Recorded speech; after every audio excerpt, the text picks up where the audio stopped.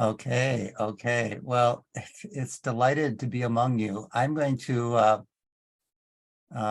spotlight myself. I'm going to spotlight Tom, and then I'm going to go back to gallery view so I don't have to look at myself. But it's the honor to be here. Honored to be here. When I first heard about you folks and started to pay attention to what you're doing, I went, holy cow. I just love what you're up to. I love what you're doing. I love your vulnerability. I love your pain. I love your joy. And I love that how you're willing to be of service to the world and willing to be of service to people. This is amazing. And whenever I saw you, I went, wow, do they know that they're a group? Do they know that they're a community? Do they know that they have power as this group? And I was then fantasizing, wow, I want to go to Chennai and I want to be in the middle of this. and then anyway, we hope to make a contribution. And yes, there are others here who I've had the honor to know. These are people that I feel safe in their presence. They have my backs. That no matter what I say or do, they won't throw me away. Psychological safety, emotional safety. And yet they will call me on my stuff. They will call me, they will try to beckon out the king in me. And they will hold me accountable. So I delight in this.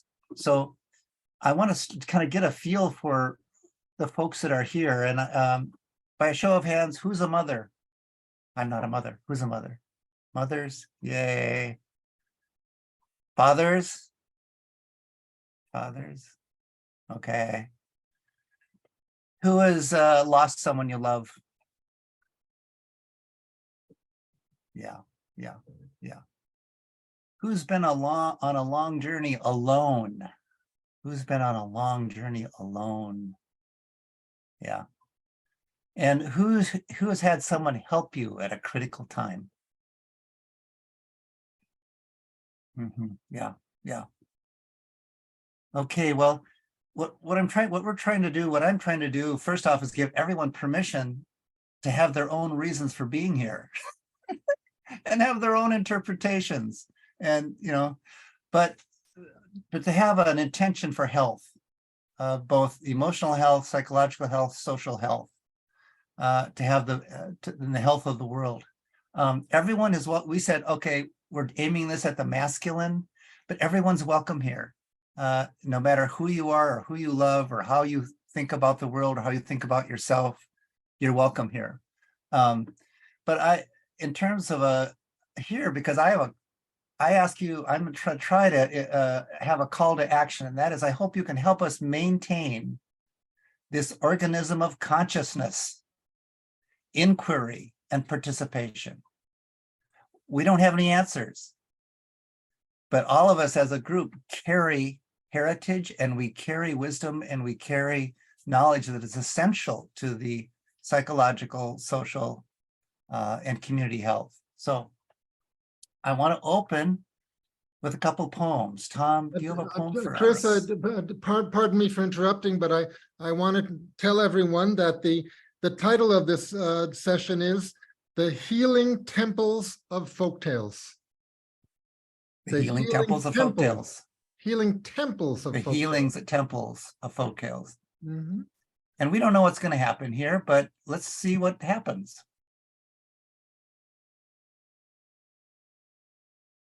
Go ahead. Go ahead, Tom. I'd like to start out with just reading a poem, and I'm sharing it on screen for those of you who may be visual learners as well. This is from Theodor Rethke's poetry, a well-known United States poet. My Papa's Waltz. My Papa's Waltz. The whiskey on your breath could make a small boy dizzy, but I hung on like death. Such waltzing was not easy. We romped until the pans slid from the kitchen shelf. My mother's countenance could not unfrown itself. The hand that held my wrist was battered on one knuckle.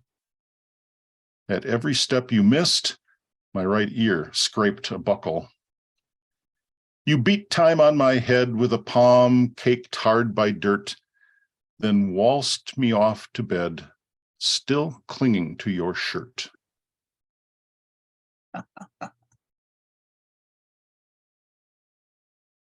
Lovely, lovely, lovely. I have one here, and this is one of my poems, but I think it's relevant to the moment. It's called Visiting My Daughter. Visiting My Daughter.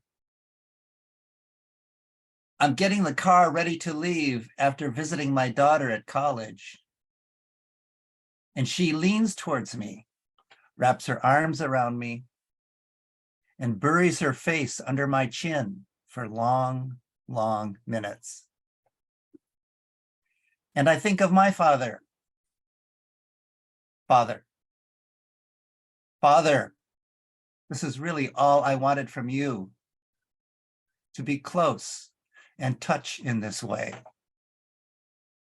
Did you feel as small? You know, we can't question this. I'm the father she needs and loves, just as I hold you. In a theater in Russia, the actors, before taking the stage, turn to each other and say, I love you and forgive you everything. I wrap my arms around this one. Oh, Father, isn't she beautiful?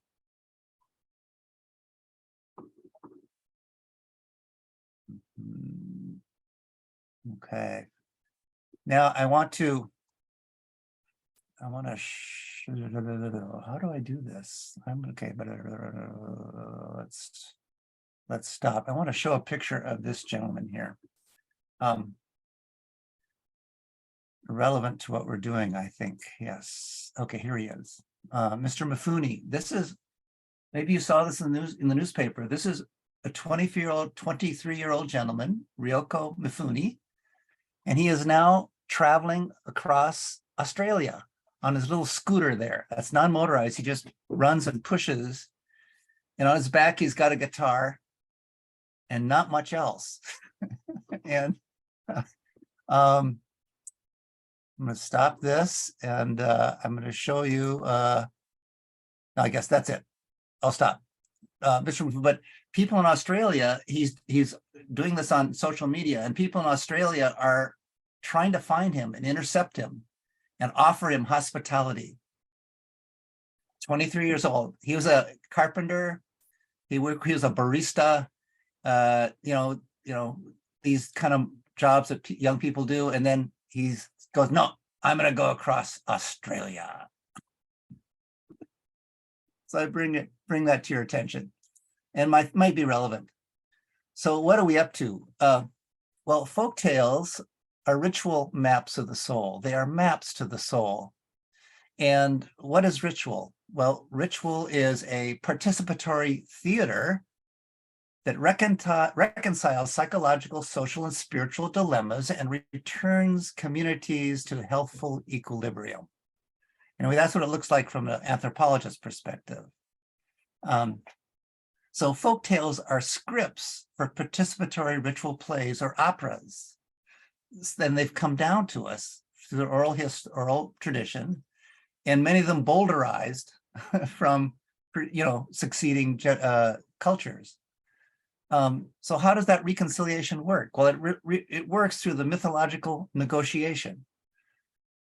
Mythology, first and foremost, sets up a negotiation between the self and the true self. So it's not between the self and a teacher or the self and anybody else, it's between the self and the true self. So when I'm engaged with mythology or in a mythological way, I could go, oh, that's Chris with less shame, more courage, more enthusiasm. I like that guy. And then I could have a discipline of working towards him. But that this supposes that you have some familiarity with your own inner life and don't get afraid, and can continue to participate. This kind of play is an invitation to the ecstatic and into a catharsis experiences. You know, the word ecstasy used to mean out of stasis, out of stasis. So it's the place where things can move and change. And one of the key things we notice is that just to be responsible for ourselves in this environment, the mythological negotiation. So what do we need in order to feel safe to do this? Well, we have some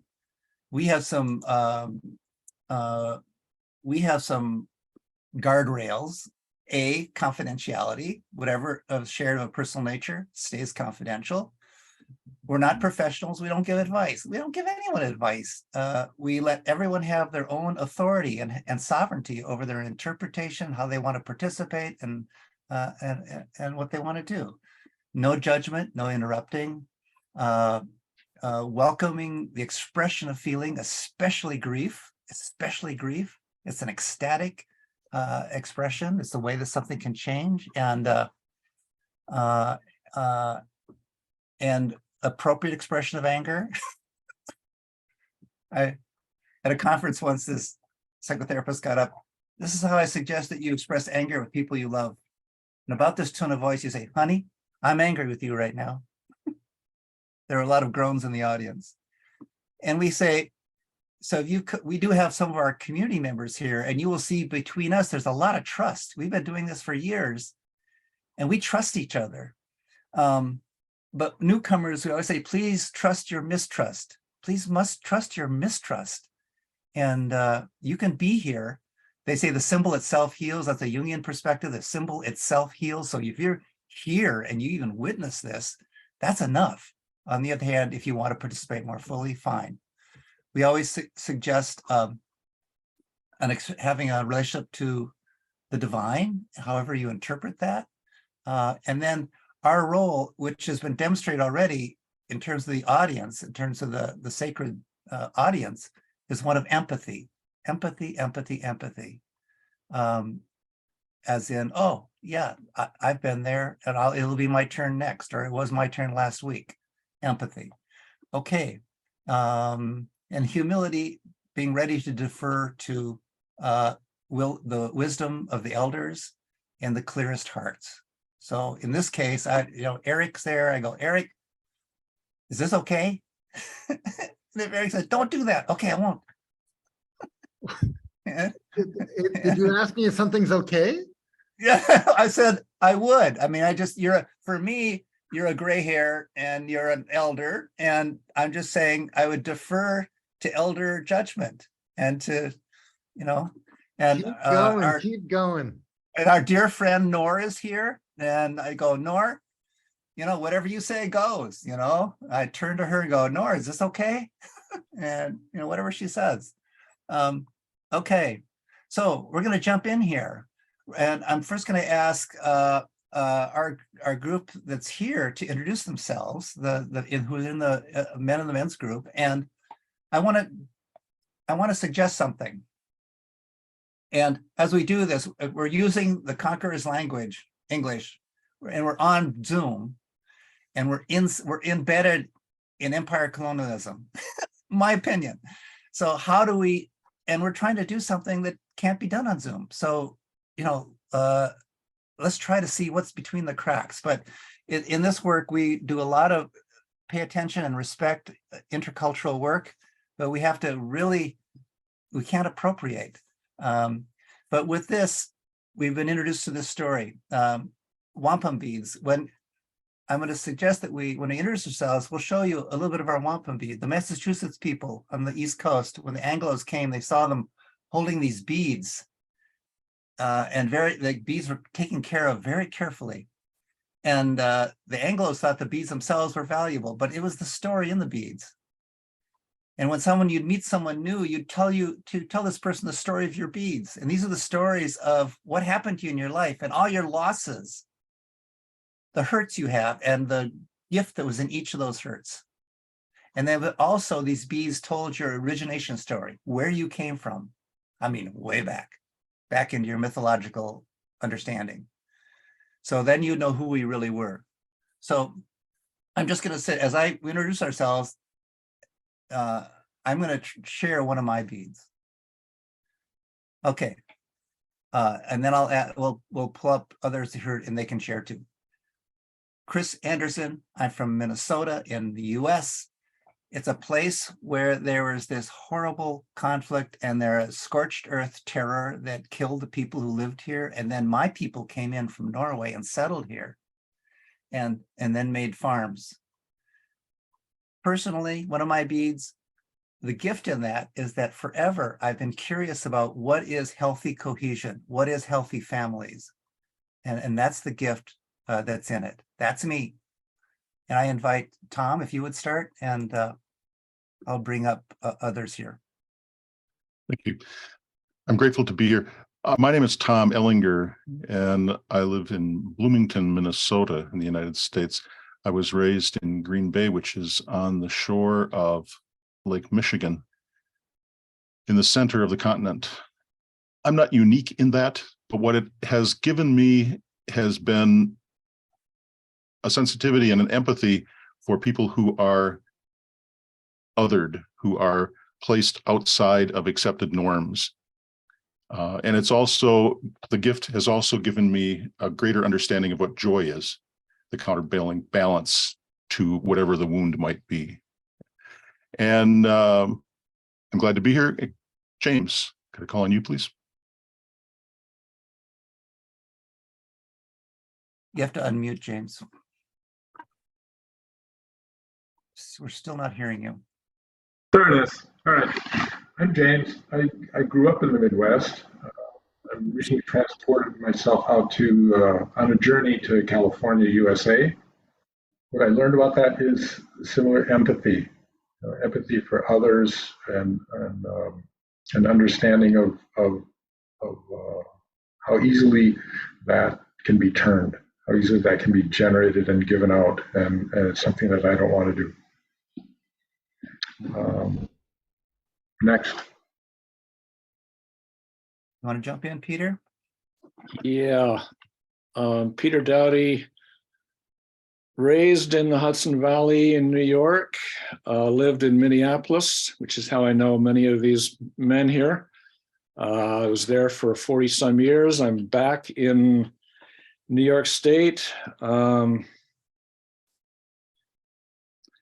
the work I've done, I imagine that I have become sensitive and able to recognize when people are, or when someone is showing something golden that he or she has not recognized, and to nurture that. Thank you. Thank you. Now, there are others here, but I didn't alert them that I was going to pull them in and put them on the spot like this. So I'm not going to pull them in here, but you'll meet some of them in the small groups and they'll have an opportunity to be more involved as we go on. So I'm going to remove these. So, okay, so we're going to go into the story. Okay. Okay, let's settle in. Okay.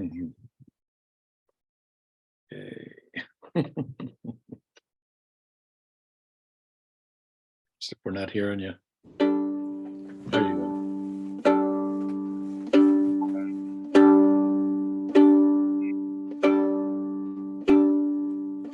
Well, there's a young man.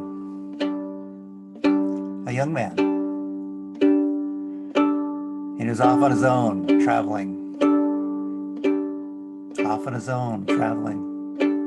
And it was getting dark, you know, and that cool, clammy feeling coming in the evening. Need a place to stay. And he came to a beautiful farm. And it had a manor house that was so splendid. It looked like a castle. And he went into the gate. And inside, there's an old man chopping wood. Thwa, thwa, thwa. And he went up to that man. He said, Father, Father, can you put me up for the night? And the old man said, that's fine with me, but I'm not the father of the house. You'll have to go ask my father. He's in the kitchen. Well,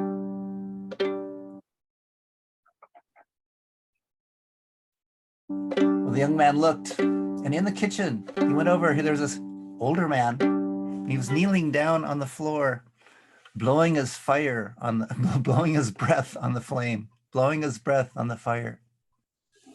He said, Father, Father, Father, will you put me up for the night? The old man paused from his fire and said, it's fine with me. It's fine with me. But I'm not the father of the house. You'll have to go speak to my father. He's over there in the parlor. So the young man went over, and here's this older man sitting at the desk, sitting at a chair at the table, and he's shaking. He's holding a book. He's got a book out just like a child would, you know, a big book, and he's trying to read this book, and he's shaking like this. And the young man goes, Father, Father, will you put me up for the night? And the man pauses from shaking, goes, it's fine with me, but you'll have to ask my father. He's over there on the settle.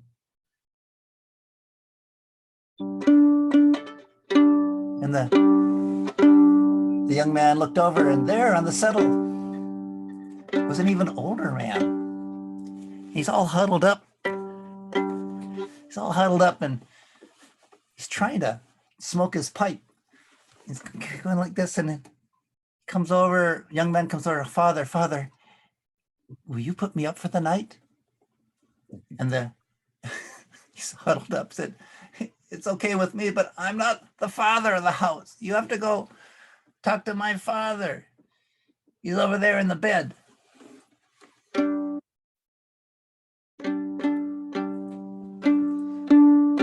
Well, the young man goes over. In the bed, there's an old man, and you can't tell he's alive except for these big eyes. And the young man looks into those big eyes and says, Father, Father, will you put me up for the night?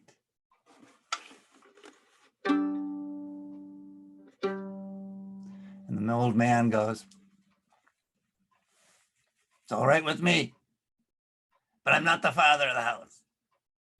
My father's over there in the cradle.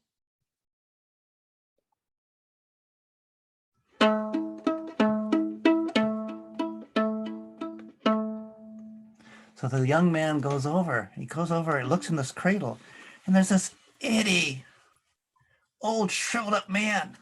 It's about that big. And you don't even know if he's alive, except for every once in a while there's a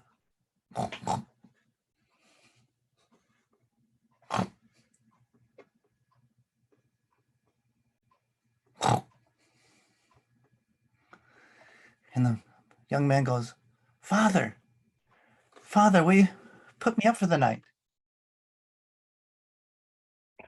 And it took a long time to hear anything, and then even a longer time for him to stop. But as before, the father in the cradle goes, I'm not the father. It's okay with me. But you have to ask my father. He's in the horn on the wall. So the young man, he goes and looks along the wall, and finally he sees this little horn on the wall.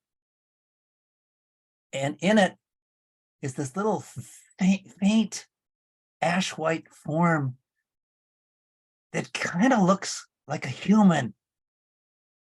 And he goes up, he goes, Father, Father, will you put me up for the night? And it's barely heard. It's like a little squeak, a little titmouse, and a little squeak. It says, yes, my son. Yes, my son. And then out comes this sumptuous table full of the most fantastic foods and drink. And the young man partakes and has this incredible meal. And then out comes this sumptuous bed covered with reindeer hides. And the man gently goes under those hides and settles down. And just as he's going to sleep, he says to himself, "Whoa, I'm glad I finally found the father of the house."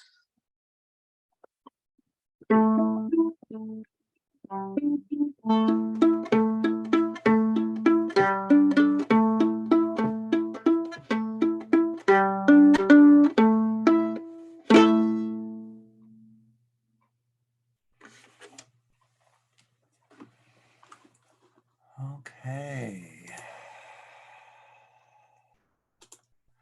That was just a little story, just a little story. Just a little story. So now we're going to jump into small groups. And of course, our metaphor is theater. But whatever you want to do around this story is okay. If you just want to talk about it, that's fine. I say just, if you want to talk about it, that's fine. But if you can speak from the perspective of one of the characters, if you want to enact any of those moments, whatever your form is, if you want to dance it, if you want to sing it, if you want to sit quietly and journal, whatever you want to do, but just kind of keep this consciousness of the community.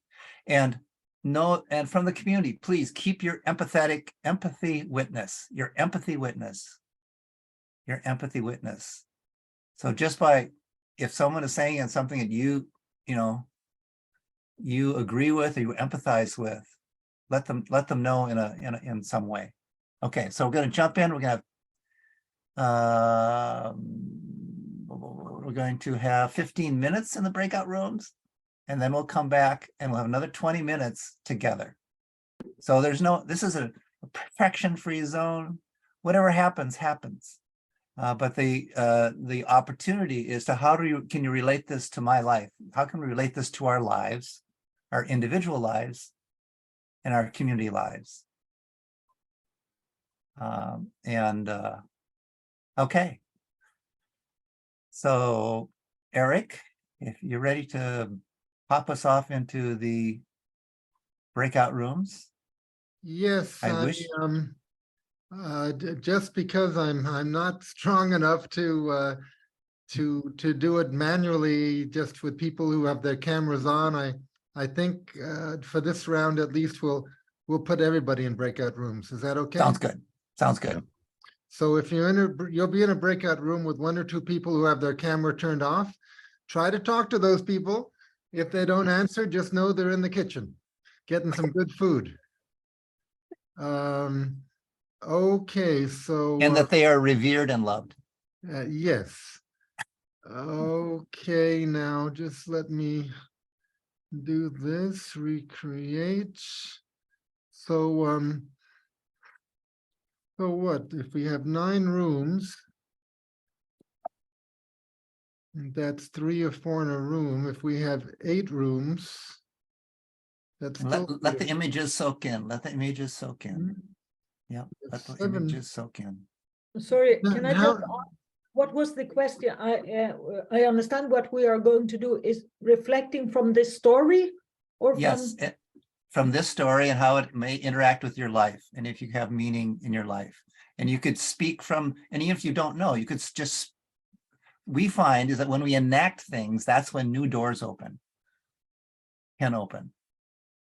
Thank you. So I'm very familiar with this story, but I was preparing for it, a new door opened. I didn't think it was there. I didn't know it was there. Oh, whoa, as in it has meaning for me, relevant to my life. Okay, so I'm putting about 4 or 5 people in a room, which means about 3 people with their cameras on. Is that okay? Sounds good. Okay, here we go. If you're in a room and you feel you don't belong there, come back to the main room, please.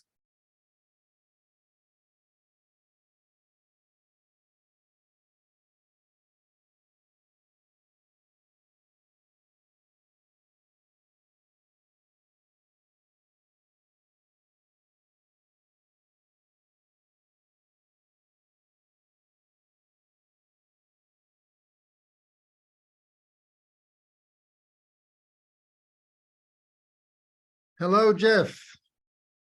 It's just you and me.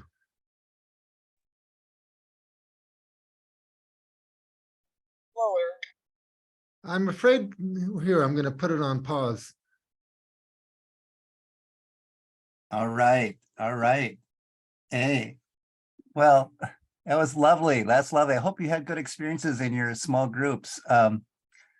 Let's continue this. Hi, Mimi. Let's continue this. In our group, it was kind of a mixture. It was mostly discussion, but it was really interesting discussion. So let's continue this and report in if you want from your group. And anyone wants to enact anything, let's enact. But we'll continue now for another 20 minutes, another 15 minutes or so, 15, 20 minutes.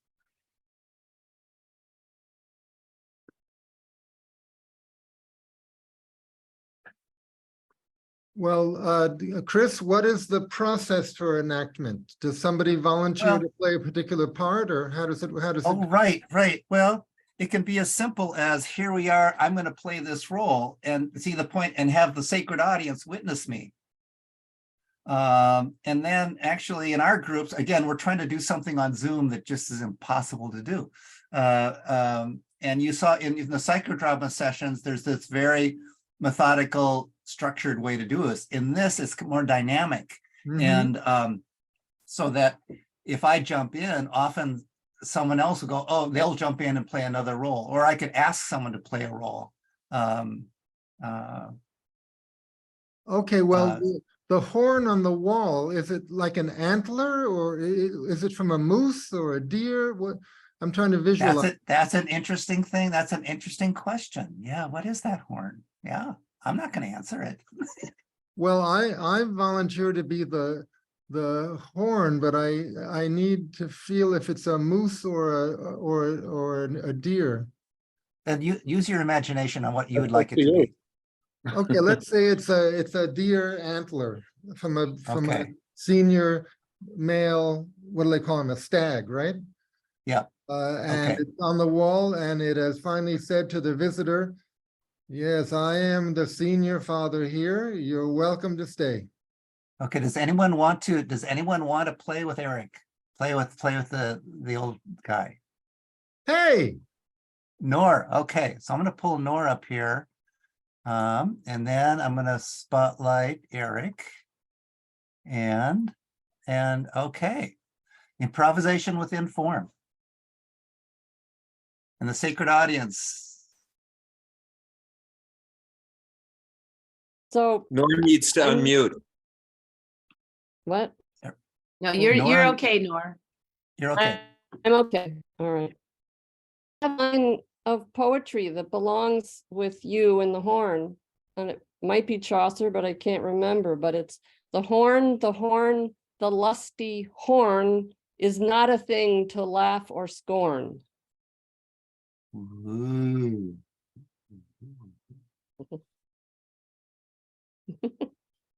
well, but I'm gratified that the inhabitants of the house have recognized me as the senior here. That was good.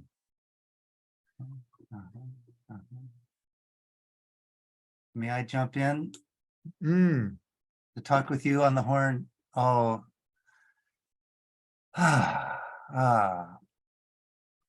feel grief being in your presence. Grief, why? Because I'm they glad killed you're me, here. right? What? I'm glad you're here. I'm glad you're here.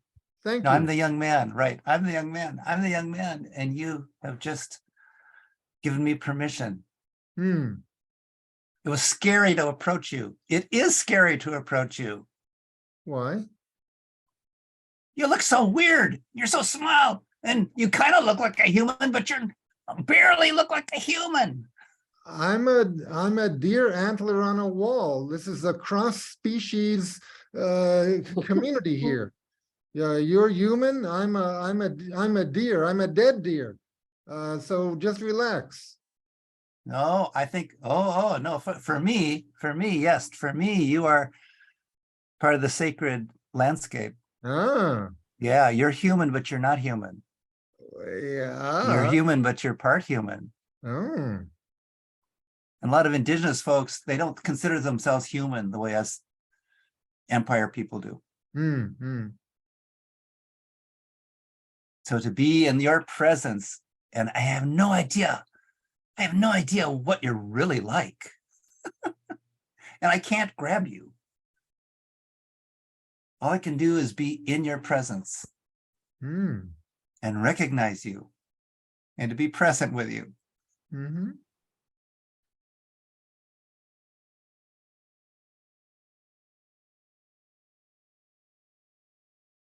So it's just delicious just to be in your presence. It's good to have cross-species consciousness. That I may be a so-called deer, you may be a so-called person, I may be so-called dead, but it's all just talk. Mhm. We're here together. And I love what Nor brought in. Yes. Eros. Permission have for to lean in. Eros. You have to lean in to listen to what's in the horn. Have to lean in. Somebody else has to was make just the a- horn sound. I'm not It's gonna. just it. It's just a little voice. It's just a little voice. Yes, very quiet. Ah. It's a little voice.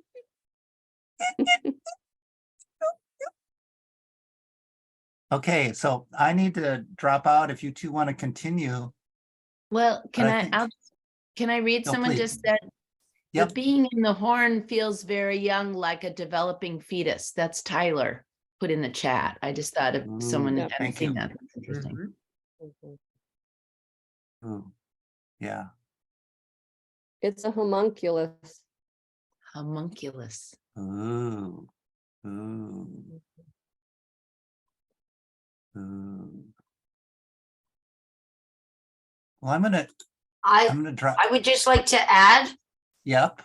that the horn, and even though it was the smallest of all the interactions, had the biggest change, the biggest occurrence, the most bountifulness that came from it. So in noticing the small, one is able to acquire so much more than when we only notice the obvious. It's in the small, it's in the details, it's in the little that more is available to us. Thank you. I'm going to demonstrate something now, and then we can continue this, but I want to demonstrate de-rolling.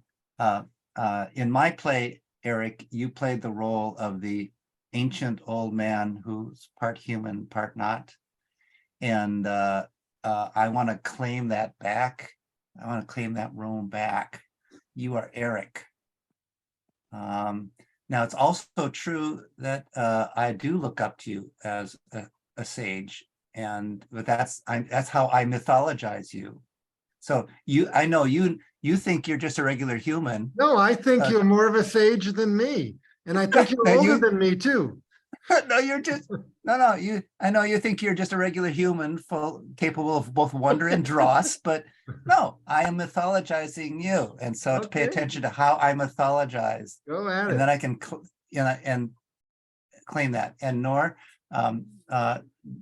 I made you a sage, and you are, but I take that role back, and you are Nor. my friend, you're Eric. So that's an example of de-rolling, so that you don't leave these stories with these relationships that you've made up. Mhm. And also so you can claim your own power. And this is how projection works. We don't understand what's inside us until we project it onto others. And so it's a way to claim your own power. And it's very important, because in these plays, Eros starts to fly around. We did our very first thing getting women and men together on May Day. It was intense. Everyone falling in love with everyone else. And then it's really important to remember, okay, who's married to whom, and to pull that back. So, okay, so I'm gonna remove spotlights here, and then open it up. If the same people want to continue in a play, fine. Actually, we have about 4 minutes if we're going to stay on. We have about 4 or 5 minutes.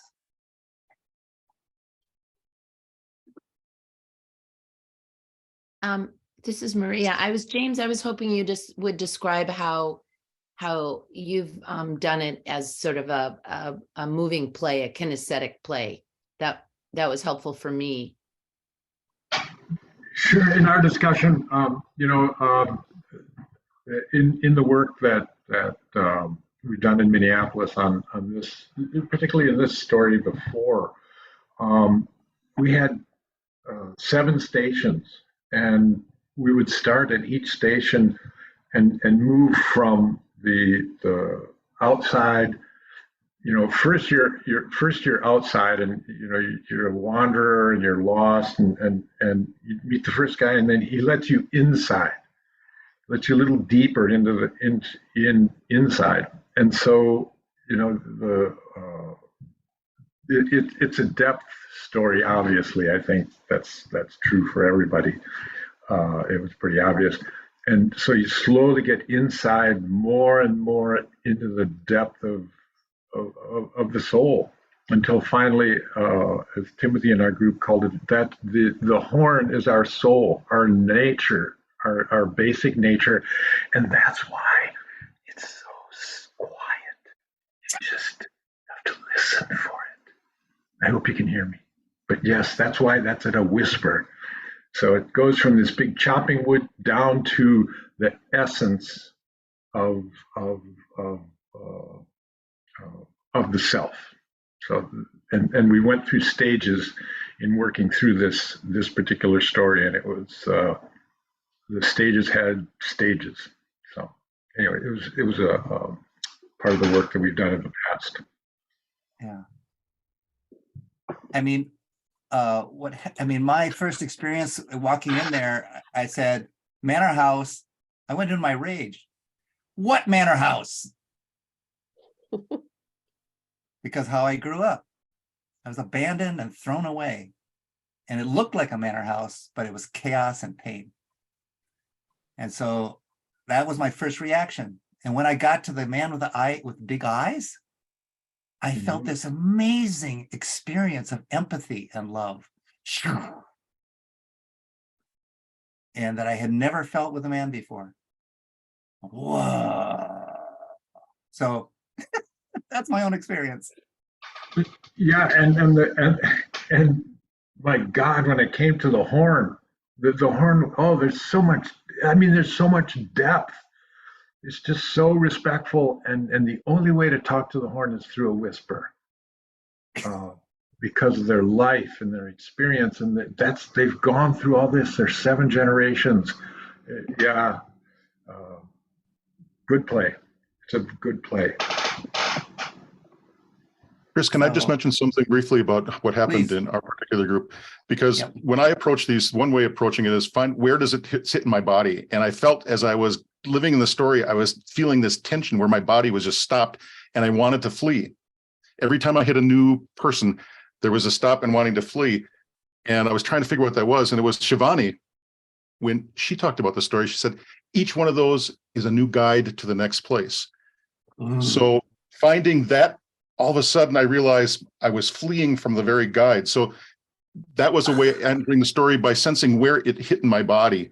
and not trying to get out of my mind. And that's where working together with somebody else helped me discover something. Excellent. Excellent. Yeah. I'm kind of watching the clock here. We can let this go another few minutes. But I want to pose a question. And that is, what do men and boys really need? What do men and boys really need?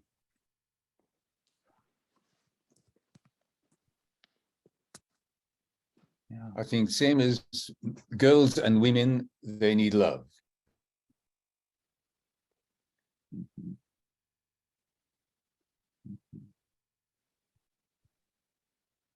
In our small group, there's marvelous discussion and this idea that each of us has to find our place in the world. But here we're a series of fathers who are not our parents, who are giving us hospitality. And of course, we had the good good thing about asking permission. But at the end, there's this amazing place.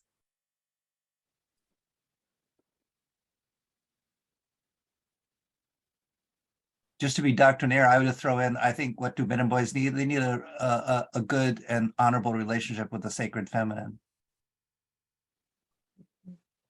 I thought you were going to say with a father figure. That too. That too. I think a father figure can be the source and a connection to the sacred feminine. Mm-hmm. They aren't mutually exclusive. Horn is also a fallopian tube. Can I say Ooh, something about that, Christopher, as please. I'm not male, so, you know, No, take it's that into please. consideration. I think that men and boys need love and support. But the way that that looks may be, you know, it's very individual to each person. And I don't mean men, it's not a generalization. Men need love and support. What that looks like is individual to each, you know, man. What does a woman need? Love and support. It's individual to each person. You know, how that's done is very individual, and that is where that is the art of parenting, where that occurs. You have to be very attuned to you know, the person, to your child. Mhm. And also, ahead. Maria, can't say that I an expert at all at this, but my understanding as I'm working and being with much younger people, that you know, that the gender fluidity is very important and is what is going on for many young people. So in each person, always, right, there's the feminine and the masculine.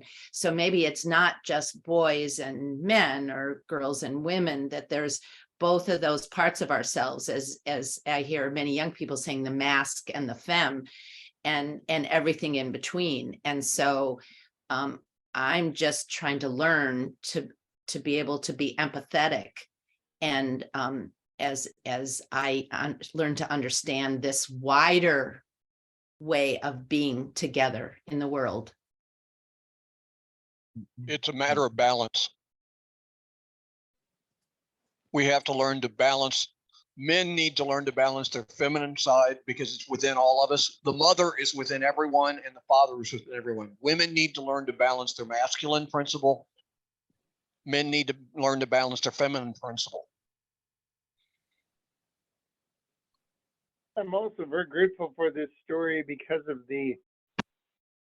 whenever there's the fear of another mass shooting with a wounded male bringing out a gun and shooting other people, I'm wondering how to go back in their story to provide the healing and connection that would make things go in a different direction. So this is such a great balm to be hearing as we have things almost every week to, you know, a cry of help, you know. What struck me Men and is boys. each time the young man asks the next guide in a way, he's dealing with another aspect of the masculine, of the person. So there are many different models, and each guide is a different version of self, a younger self, but also perhaps other characteristics or other embodiments that the young man can learn from or has to face. Bud has tried several times to raise his hand, but Yeah. I give you permission to say something. Thank you. Yeah, about men and boys. I think the men need to get the boy woken up early out of bed, leave the phone at home and head to the woods. And that's her temple, and that's where she's really powerful, and that's how they'll get to know her. Go, Bud. I was thinking a story that men and boys need a series of 6 yeses as they're proceeding from that male side, and that finally gets them back to the moment of conception. And when they can hear that voice, then they're safe to enjoy abundance. And yeah. Thank you. Thank you. We have about 6 minutes left. No, we have 36 minutes left. Serious? This is a 2-hour thing? Oh, no, you're No. right. You're right. Only 6 minutes No. left. I apologize. Although there's no session after this, so we can actually go as long as we want. Okay. But you're right. Officially, we have 6, but we can go longer. Mm-hmm. Okay. Okay. Chris, Well, I just wanted to say, I work with a lot of young people, a lot of young boys. And one thing I would say young boys would identify is that the men in their lives have not shown up for them, and have in some ways put all of their pain and suffering into the boys, who are manifesting things that have not been dealt with for a very long time. And so I just want to put that out there, that I think those of us who are older also have a responsibility to start showing up for the young people in real ways, in meaningful ways, and seeing them. That comes up a lot. So I just wanted to share that. And I think that these spaces provide that gateway to those conversations. Mm-hmm. Thank you, Tyler. Thank you. I want to invite, there are some other men here who have been in our online group for about 2 years now. And if, like Tyler, if you want to jump in. Of course, anyone is welcome to jump in. But I think we'll close this out in about 5 minutes or so, 5-6 minutes, 5-10 minutes.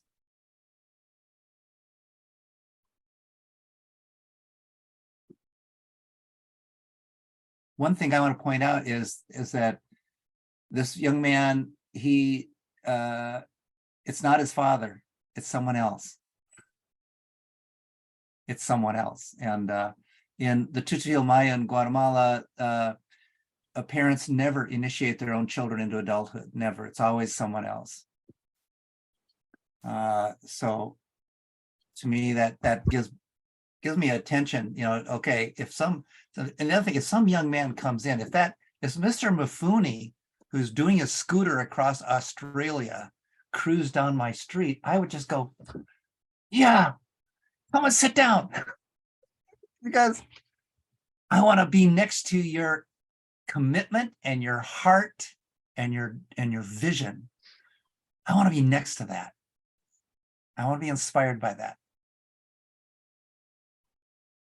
Now, on the other hand, have you worked out people who are going to give you food and water? Are you good, or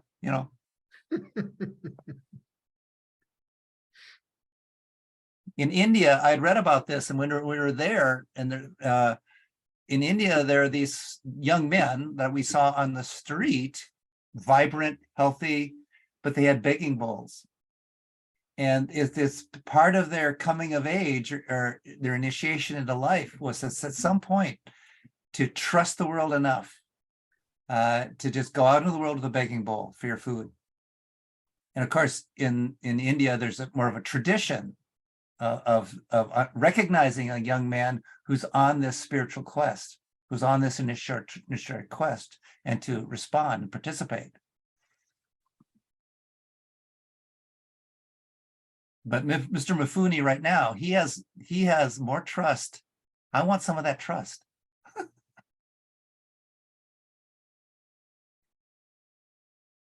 When I was trying to decide whether to become a full-time professional storyteller and give up my 9 to 5, I belonged to a number of historical reenactment groups. So I decided we were having a 2-week encampment. And to test whether or not I could make a living as a storyteller, I decided to go and take no food.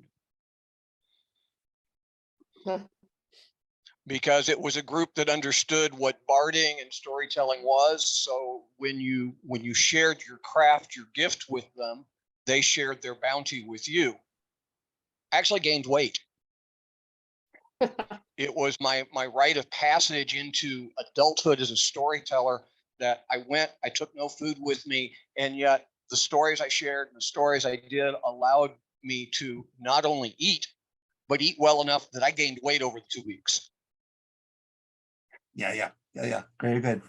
Well, I think it's relevant. I'm a filmmaker, documentary filmmaker, but I got lost and I went underground, and that's why I'm able to do this work with you folks.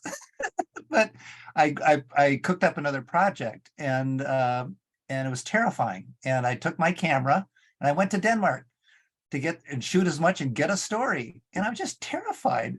And because I knew that if that camera goes down, I'm cooked, you know. And but twice when I was over there, people would come up to me and they look at me and go, "You're in love with this, aren't you?" And I go, "Yes, I am. I'm in love with this." So to me, that's mainlining Mr. Mifune. I speak a little bit of that young stuff back in, I'm 72 years old, 71 years old right now.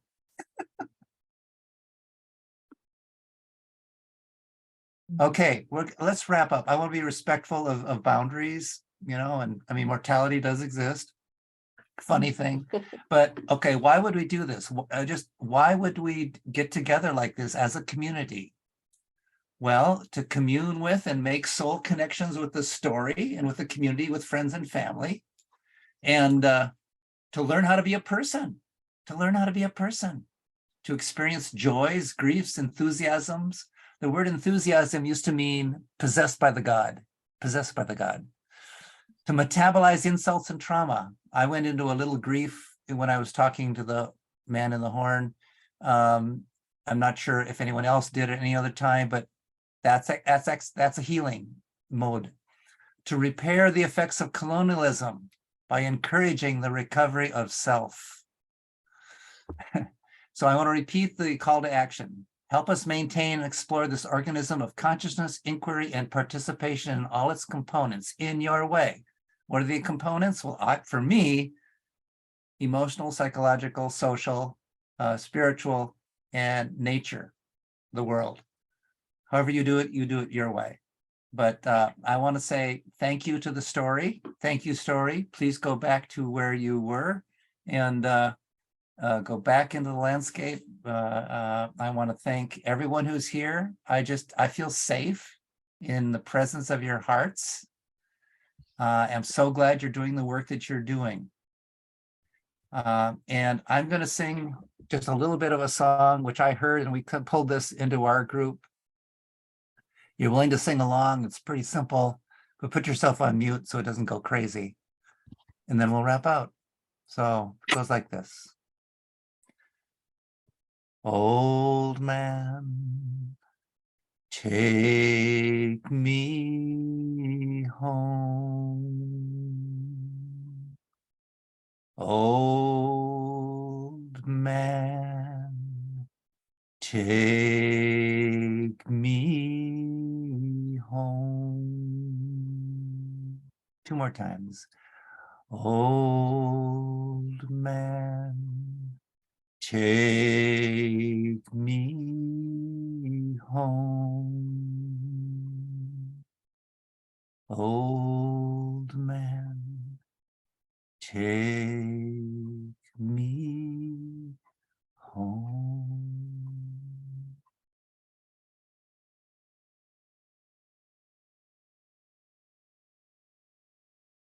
Thank you, everyone. Great pleasure. Honored to be here with you. You're brilliant and you're beautiful. Keep doing it.